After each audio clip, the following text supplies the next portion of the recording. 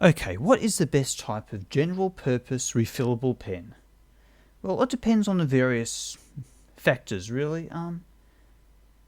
The main factor that it bears on is that whether or not it's a fountain pen, actually, because it's a fountain pen. There we go. I've just ruined the conclusion of my video.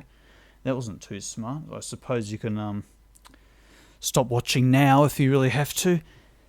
You can just go buy a fountain pen after 5 minutes of research and stop watching pen review videos and then get on with your life and actually get good at drawing or whatever you're doing with it. I suppose it also means you can unsubscribe from this channel as well. Okay, well, excellent. Thank you for watching. Goodbye. Okay, well, you're probably actually wondering why I think it's a fountain pen. Well, fountain pens, they are easy to clean, they're truly refillable, they have a great writing angle, and they last for many, many, many years. Now, I'm going to go through each different type of refillable pen I have here and show you what that actually means, as I list basically problems that each type has. Alright, so let's start off with the ballpoint pen. Here is a refillable ballpoint pen. Right. So let's open up this refillable let's say that again. Let's open up this refillable ballpoint pen and look at the refill. So here's the refill for the refillable ballpoint pen, and it is leaking for some reason at the end. Let me fix that. This is horrible, disgusting, sticky, oil-based ink it has. Anyway, you probably noticed that this refill has a very interesting feature, is that you can, just write with it like a pen. That's because it basically is a pen. When you're buying one of these things, you're basically just buying another pen and putting it in a larger case. Like that, see? Look at that. So if you can write with the refill, then what's the point of this non-disposable part? So that's why I don't really consider it to be a refillable pen.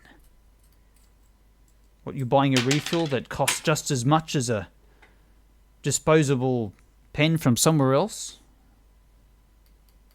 Is this even vaguely more environmentally friendly than any other disposable pen? I suppose this one's made out of metal. A lot of refills, though, aren't made of metal. They're made out of plastic, so I don't know.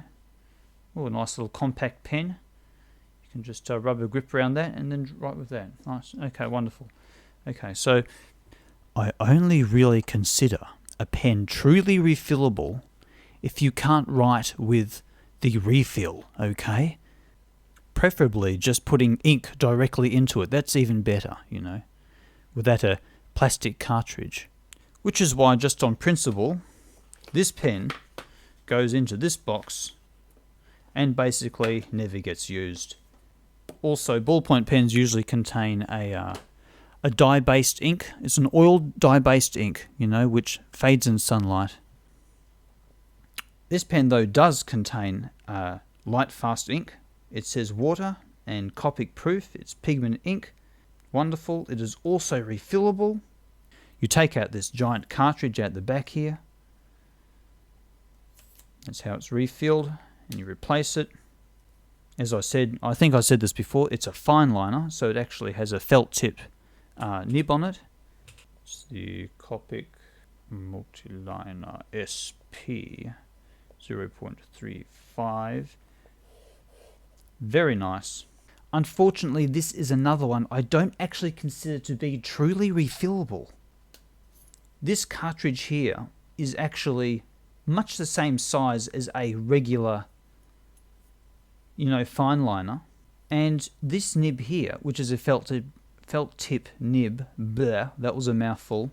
Everything seems to be a mouthful for me these days. I'm just tripping over my own words.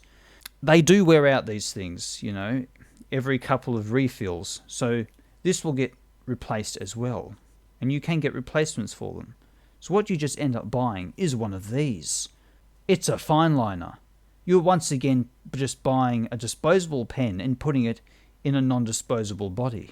So that's why this one here is also disqualified from my definition of being a good general purpose refillable pen. How sad. Okay, so the next pen I have to take down is this wonderful thing, which actually is truly refillable. I bought this one off AliExpress for like, I don't know, $3-4 or something.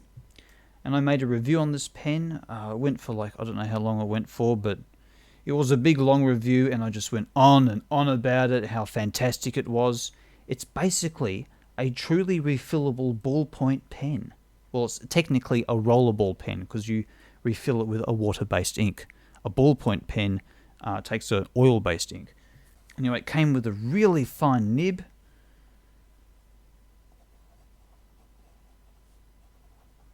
Rollerball. And it was a real pleasure to write with. And I was really struggling to think of anything bad about it, And I went in the review video I did, I just went on and on about the Bic Crystal mostly, how this was superior to the Bic Crystal, Could probably use this thing for ages and never buy a Bic Crystal again. And I went on like, oh, the French have destroyed the environment with their Bic Crystals. If you melted all the Bic Crystals down, you could make an Eiffel Tower, Or something like that. Anyway, this thing just didn't last the distance, I'm afraid to say. I'm really disappointed. This here is one is basically, it's brand new. I haven't really used it. Right? This here is the one I used for like a couple of months in a row. And as I was using it, it no longer works anymore because it's clogged beyond repair. That's another problem it has. But as I was using it, the line width was getting wider and wider as the months dragged on. Because this rollerball was actually just wearing out. It started off as like a 0.35 nib size, right? And then after a few months, it got to like maybe 0.7 or a millimeter thick. It was becoming quite inky. Anyway, because I put platinum carbon ink in it, eventually I just put it down for a while. I picked it up and it was so clogged I soaked it in water for weeks and it's still unusable. So these things are just not long lasting. They're probably not more environmentally friendly than the Bic Crystal, unfortunately. All this extra plastic and metal and everything, they probably barely even break even. So goodbye. Okay. Oh, there's another one here. Go away. Technical pens. I do love technical pens. It's very difficult for me to say anything bad about them, because they're a real pleasure to use. If you ever manage to get your hands on a really good working technical pen, you'll try it out and go, oh wow, I am never ever going back to a fine liner. They're just more accurate. They have like this zero activation pressure. They're just really nice. Until it comes to servicing the things. Because these things are sort of like a, how do I put this? It's sort of like a computer game character, where you've got like, here's your game character, yep, and it's got different kind of, I don't really play computer games. How does it work? You've got different like bars of abilities, let's say. This one's accuracy, this one's reliability, this one's like cost effectiveness, this one here is like, can't concentrate with the cat meowing at me. Anyway, this one is something else. The technical pen is basically a pen that has put all of its points in accuracy, okay? And it has disregarded everything else. The other problem it has is that you basically have to hold it at a near vertical angle to actually get the ink out of it. If you hold it at a nice comfortable like writing angle, usually nothing comes out.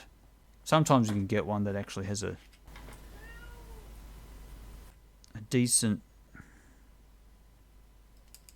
this is a 0.25. Oh, this one kind of works at a comfortable angle. They're usually never as reliable though. Here's an antique Serrano-matic by Pentel. Okay, this one works reasonably well. Not as smooth as a fountain pen. At that angle though. Here's another rotating isograph. This one has red ink in it. No. No, okay, so that's the minimum. That there is the maximum angle this one can be used at. If I go down here and really rest, you know, this part of my palm on the paper, it doesn't work. Now, servicing these pens can be quite terrifying, to be honest, because these pen nibs here, they're like 30 Australian dollars each, and they are really, really easy to completely destroy when you're servicing the thing. So let me disassemble this one. I'll show you what it's like.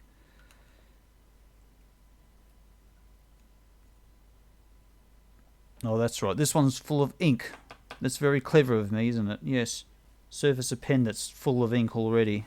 Get ink everywhere. Well, that cat just leave me alone. So, on a lot of these, you can completely disassemble the pen nib just in case it's basically too far gone and you've abandoned the thing with ink in it and it's been dried out and it's clogged and you basically have to pull out this thing here. Okay, this is the scary part. So here is a weight, and on the end of the weight is this tiny little wire, which is the thickness of a human hair. It's called the cleansing wire. So what happens when you shake the pen, the weight goes up and down, and the cleansing wire cleans out this tubular nib at the end here. Right? The scary part is that after you clean this out and flush it out with water, you've got to put it back, okay? And this hole, this particular one here is a 0.5, so it's a very, very tiny hole, 0.5 millimeters, and you have to try and get this wire into that hole without bending the thing. And if you bend it, well, you've got no chance of ever getting it back in. You've got to buy a brand new nib, basically, for $30. So with a 0.5, it's not too bad because you can gently put it in and just kind of let the weight kind of rest on the wire. Okay, and then I just kind of rotate it like this until we'll shake it. Yeah, okay, it's gone back in. There we go. Yeah, still works. So if you're doing that with a 0.5, it's not so bad. It's actually reasonably easy if you're careful. If you're doing that with a 0.25, it's really scary because sometimes the weight on the end of the cleansing wire is actually heavy enough to just bend the cleansing wire. So you can't actually do that trick where you just let gravity do all the work because gravity is just too powerful for the poor thing. So you just you just bend it anyway, and it's especially when you get to like 0.18 millimeters. Those things are impossible. I have no idea. There we go. I've got ink all over myself now. How clever am I? Yes. So that's my problem with the technical pens. What about brush pens, hey? They're pretty good.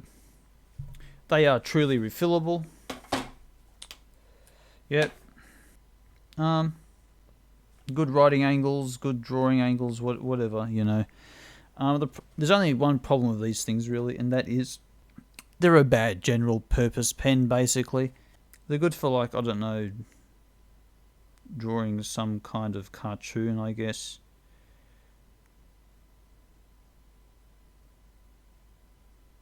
Doodle doodle doo. Dum de dum.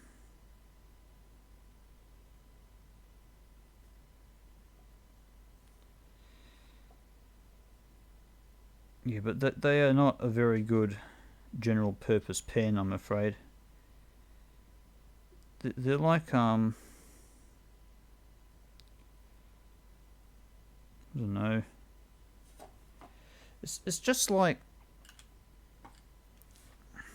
I just also find these things is very hard to maintain, like it's very hard to maintain a particular thickness of line.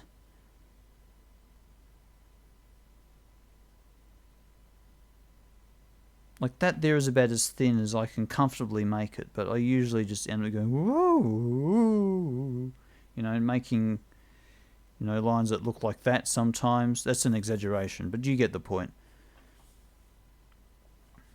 And they're also really hard to write with as well, unless you're like really, really into like calligraphy. Sorry, I'm very difficult to make this video right now because I have this cat scratching at my door, trying to get in, and it's extremely distracting. I have a limited brain capacity right now, and it's been taken up by simple distractions. Okay, fountain pens. Basically, every problem I have mentioned with these other pens, right, the fountain pen doesn't have. So I'm going to take this Pilot Kakuno, for example. Excellent beginner's pen. I say beginner's pen because it's just basically a pretty good fountain pen, actually. That happens to have a smiley face on the nib. Extremely reliable. Easy to refill. I've just been reusing these disposable cartridges actually and just putting ink in them with a syringe. Or you could get a PIS converter like this one has, where it sucks up ink through the nib. This one here is a Jinhao X750. An incredible pen if you want a pen built like a tank and which is too heavy to write with. Also compared to a technical pen, they're also very easy to clean. Like you just, like the nib and the feed here are just friction fitted, so you can just grab it and just yank it out if you want to. The only real problem I had with fountain pens is that basically most of the inks that you can get for them are dye-based inks. Because down the tines here, there's a capillary action, and any kind of pigments usually just clog the thing up quite easily. So if you wanted something like light fast, reasonably light fast, they were hard to come by. And for like light watercolor work as well, they weren't very good. But then I discovered platinum carbon ink contains like nanoparticle-sized carbon pigments, which can actually flow down the nib of a fountain pen very easily. Sorry, I can't make this video anymore. That's basically my conclusion. Yes, get a fountain pen. And I have to stop because there's a cat boring its way halfway through my door now. So, goodbye. I'll just get up and I'll show you the cat. Hang on. Okay, so this here is a cat. It makes a very, very bad writing implement. I've tried various parts of the cat, and it just doesn't write very well. Like, let me give you a demonstration. No. So first I also thought maybe it would make an excellent dip pen. So let me just get some ink and we'll try it out. I'll just remove all these pens. So here's the cat. And here we have a pretty light kind of ink wash. And I'm just wondering what part of the cat would be best for this purpose. I'm thinking this end here, right? So if I dip the tail in, it's not particularly... No, it makes a terrible pen, this cat. I don't know how, but the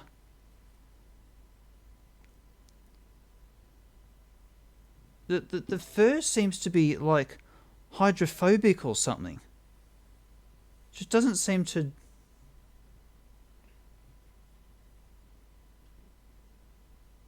What a terrible pen this makes. Awful. 1 out of 10 stars. Don't get one. Get a fountain pen instead. This writes a lot better than any cat